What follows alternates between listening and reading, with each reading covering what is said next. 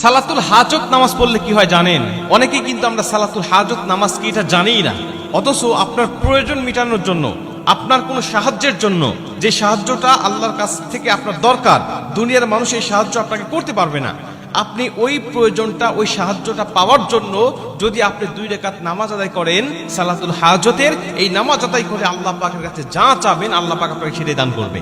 মনে করেন আপনার এমন কিছু প্রয়োজন এখন যেটা দুনিয়ার মানুষ আপনাকে দিতে পারবে না, এটা আল্লাহর কাছ থেকে আপনার দরকার, গায়েবী ভাবে দরকার, তখন আপনি 2 রাকাত নামাজ পড়বেন। নবীজি সাল্লাল্লাহু আলাইহি ওয়াসাল্লাম বলেন, তোমাদের যখন কোনো কিছু প্রয়োজন হয় আল্লাহর কাছে, তখন তোমরা উত্তম রূপে ওযু করবে, উত্তম রূপে ওযু করে 2 রাকাত নামাজ আদায় করবে এবং আল্লাহ পাকের প্রশংসায় লিপ্ত হবে, আল্লাহ পাকের প্রশংসা করবে। প্রথমে উত্তম রূপে ওযু, 2 নম্বরে 2 রাকাত নামাজ এবং 3 নম্বরে আল্লাহর প্রশংসা এবং 4 নম্বরে তোমরা আমার উপরে দরুদ পাঠ করো, আমার উপরে দরুদ পাঠ করে তোমরা আল্লাহর কাছে দোয়া করো। শোনেন, আমরা অনেকেই দোয়া করি আনকমপ্লিট দোয়া, আদর্শ দোয়া নয়। এই দোয়ার মধ্যে কোনো একটা মিস্টেক হয়ে যায়, তার মধ্যে একটা হলো দরুদ পাঠ করা। নবীজি বলছেন যে দোয়ার মধ্যে দরুদ পাঠ করা হয় না, ওই দোয়াটা আদর্শ দোয়া নয়, ওই দোয়াটা আল্লাহ পাকের কাছে কবুল হয় না, গ্রান্টেড হয় না।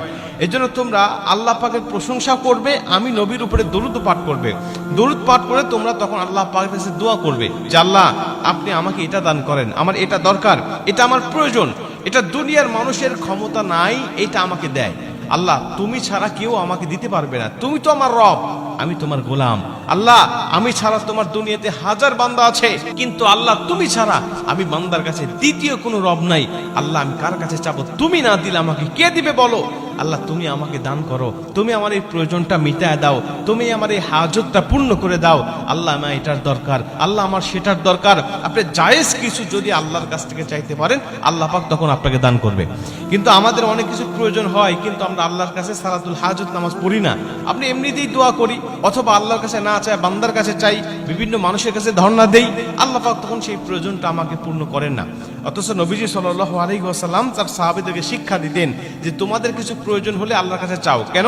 আল্লাহ পাক পবিত্র কোরআনের মধ্যে বলছেন ওয়াস্তাঈনু বিস-সাবরি ওয়াস-সালাহ, তোমরা আল্লাহর কাছে চাও ধৈর্য এবং সালাতের মাধ্যমে, ধৈর্যের মাধ্যমে এবং নামাজের মাধ্যমে আল্লাহর কাছে চাও। তার মানে আল্লাহর কাছে চাওয়ার 2টা পন্থা আমরা এখান থেকে পেলাম। একটা হলো ধৈর্য, তাড়াহুড়া করা যাবে না, খুব বেশি ব্যস্ততা দেখানো যাবে না, খুব অধৈর্য হয়ে পড়া যাবে না, আল্লাহর কাছে সাহায্য চেয়ে আল্লাহর উপরে তাওয়াক্কুল রাখতে হবে যে আল্লাহ অবশ্যই আমাকে দান করবে। এটা হলো 1 নম্বর, ধৈর্যের মাধ্যমে। 2 নম্বরে হলো সালাতের মাধ্যমে, সালাতের মাধ্যমে আল্লাহর কাছে দোয়া করলে আল্লাহ পাক তাকে দান করে। আপনি নামাজের সেজদায়ও আল্লাহর কাছে দোয়া করতে পারেন।